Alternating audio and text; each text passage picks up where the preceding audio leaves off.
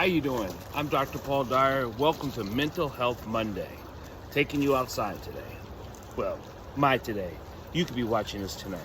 Mental Health Mondays is about talking about things that affect you mentally, emotionally, and it does affect you physically.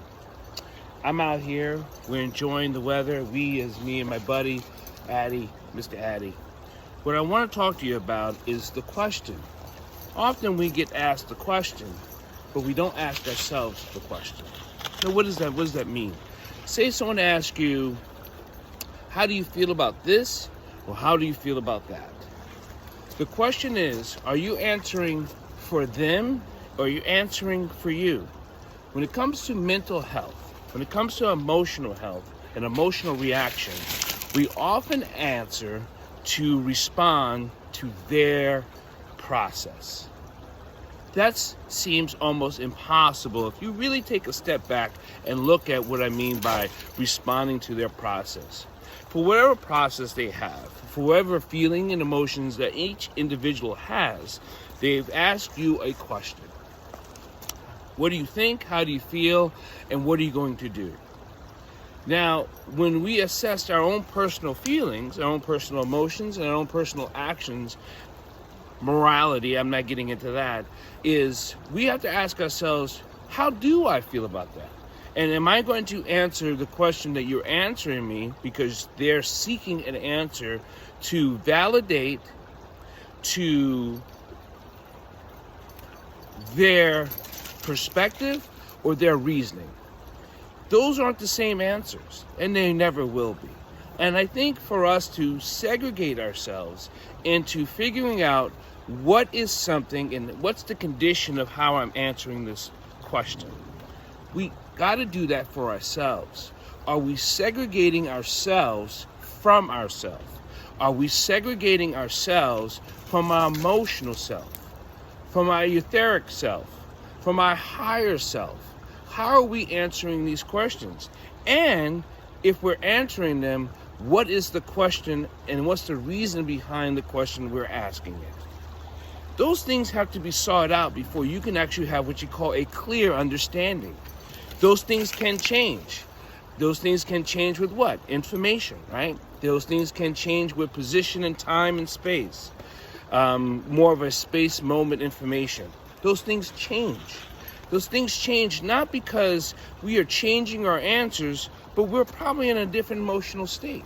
We're probably are reacting to different states at different times and different spaces in the universe.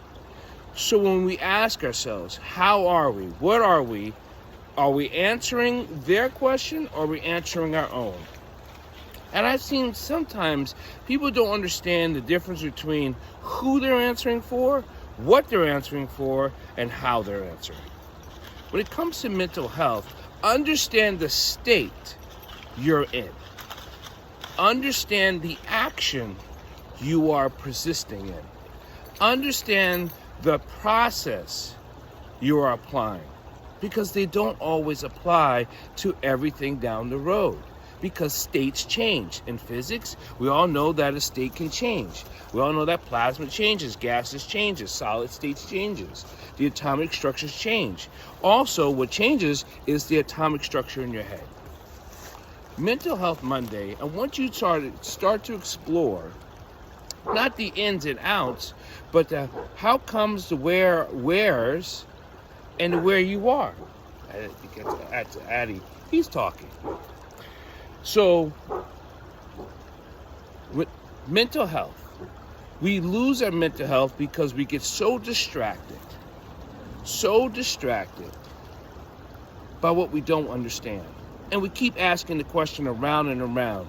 And the different philosophies, they call that the wheel, right? You keep turning the wheel over and over and over again.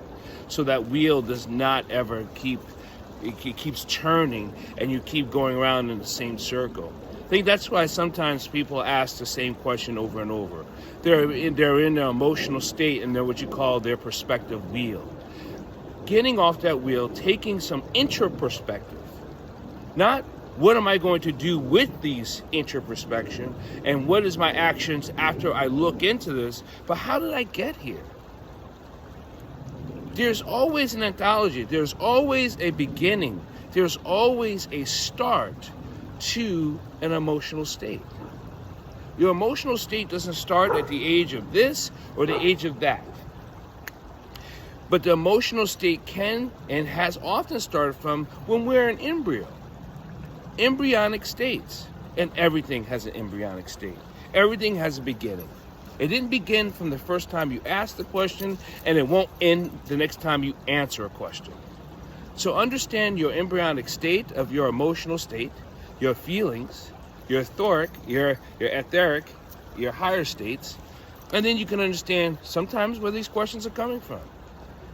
It's not always looking for the answer. You're looking for answers, and as a scientist, as a science of the mind, I love it. I'm not always looking for a direct line to my answer, but I'm going to keep digging and keep unearthing, right, our emotional state, because that's where our reaction comes from. This has helped me with all the studies, all the practices, and even just being a human being.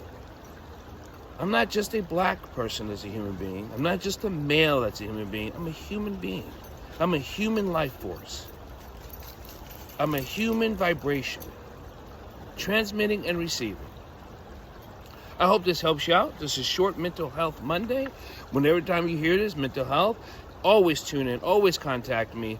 Multiple shows throughout the week. But ultimately, it's about getting the information, understanding it, and hopefully I put you into an action. We have so much work to do with mental health and our own mental health, our spiritual health, our physical health, our social health, right? That it affects us in so many different ways, and it has an outcome. The outcomes are always going to come because that's the physics state of action and movement. But until then, ask the question. Understand why you're asking the question. Are you answering their question? Or are you answering your own? I'm going to leave you a little bit here to enjoy this beautiful stream. I wanted to stop by and share with you. Be compassionate, be loving, share. Thank you.